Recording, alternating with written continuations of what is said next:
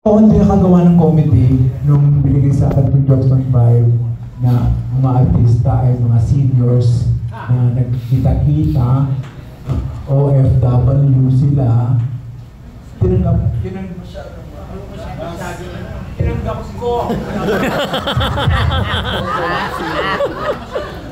Bakit? O ayan, okay na.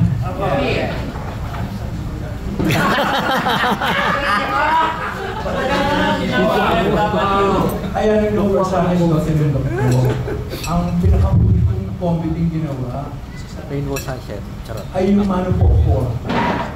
Yung si Sasa Padilla, ako legal wife, si Jerry Paidicache, si Rufa Quinto, yun pinakahuli.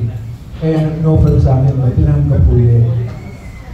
Ay, meron pa pala, dating called Tanganan. O yun, ginawa ko yung kaya ginawa ko ito, kasi magaang, maganda, magaang, at mahusay ang artista. Kaya tinanggap ko. Sana panoorin nyo. Ay, ito kasi ang hayop na ito. Gusto pa ako mag-direct, alam mo pa, ako pa arte. Napakahirap na pinagawa sa akin.